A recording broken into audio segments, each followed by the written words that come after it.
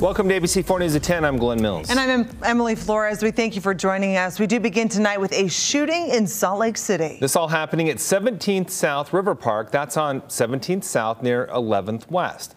Police saying one person in critical condition and the shooter was gone when officers arrived. The park is secure and no roads are closed at this time. Police explaining how it all went down.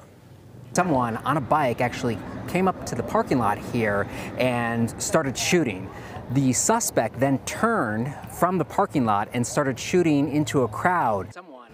This is an active investigation. We'll have the very latest updates for you here on air and online anytime, abc4.com. Yes, also tonight, the search for a missing woman in the Weber River is now being called a recovery effort. Crews responding to multiple reports of someone seen in the water screaming. ABC4's Elena Castro live tracking down the very latest updates from the scene tonight. Elena.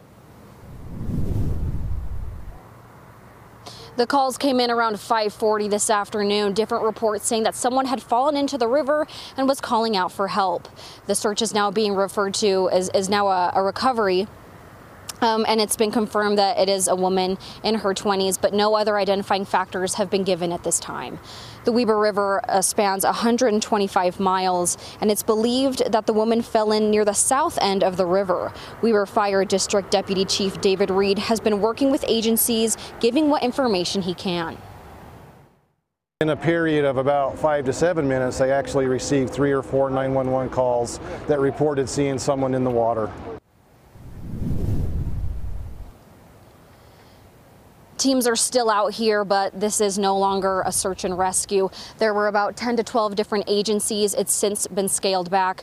Unfortunately, that's all we know as of right now, but this story is developing and we will continue to update you once we know more.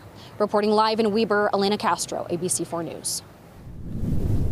All right, we thank you, Elena. Hard news, and that search continuing, hoping for to find that person. Let's head over for a look at the weather with Chief Meteorologist Alana Brophy. And Alana, it's hot outside, the snow is melting, and these are just dangerous conditions out in rivers across the state. Yeah, I was up at the Weber River this evening, and I know it's been running high, it's been running fast, and we have several warnings in effect. I want to start with the statistics for the Weber River because they're forecasted to get even higher in the coming days. They hit the action stage today with flood stage targeted and forecast for Wednesday into Thursday. So dangerous conditions are not going to go anywhere. This is what it looked like this evening out there.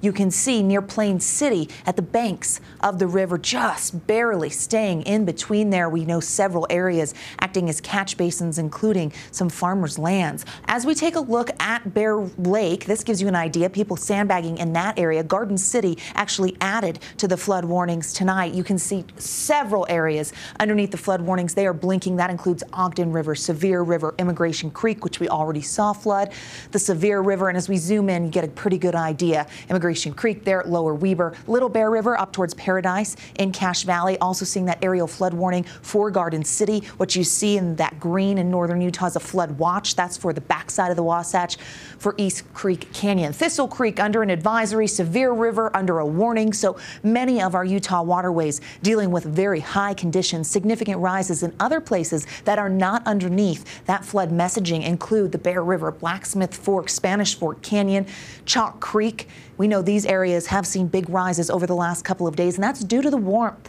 We saw this warming trend, and it has held steady today, hitting 87 in Salt Lake, 80s for the Wasatch Front. This ties our old record. We saw 80s in Vernal, just shy of 90 in St. George, but running 10 to 15 degrees above seasonal norms. Now, the temperatures are going to back off just a little bit as you look at the trend. So while temperatures ease, the threat does not go away. I'll explain why we cool and what to expect with flood concerns coming up in my full forecast in just a few moments. Emily, Glenn, over to you. All right, we thank you for your time. Alana, we are learning more about the evidence authorities say ties Lori Vallow Daybell to the deaths for 2 children. Today, DNA analysts testifying that a piece of Lori's hair was found on duct tape wrapped around her 7-year-old son, JJ's body. Now, according to the East Idaho News, the hair was tested against 3 DNA profiles, including Daybell, her daughter Tylee, and a family friend. She said the probability of the hair belonging to another person other than Daybell is 1 in 71 billion. Fingerprints from the scene also matched Lori's brothers. An FBI agent now saying mobile phone data places him near the Daybell home on both the day Tylee was killed as well as JJ. It just literally ties it in a package, puts a bow on it, and it hands it to the jury. Woodcock continuing to say he's seen nothing but professionalism from both the defendant and plaintiff sides. A groom from Utah facing tragedy over the weekend after his new bride was hit and killed by a drunk driver in South Carolina. Now, according to police, Eric Hutchinson had just married Sam Hutchinson, and the couple was being escorted from their wedding reception in a golf cart when they were struck from behind. Now, Sam was killed. The other 3 people in that golf cart critically injured. Police say this woman here, 25-year-old Jamie Lee Komorowski, was the driver of that vehicle that crashed into them. She is now in custody and is charged with 3 counts of felony DUI.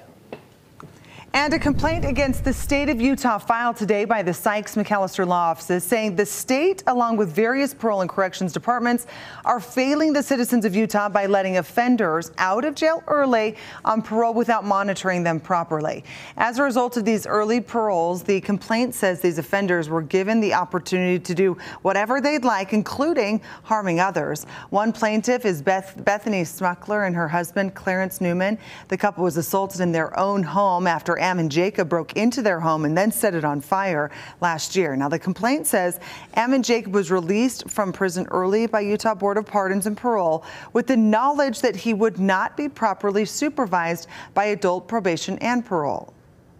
I just hope that the state will make it so that this will never happen to anybody ever again. That somebody that was on parole was able to come out, enjoy his freedom, and try and do this to someone else, because it's a day that I'll never forget.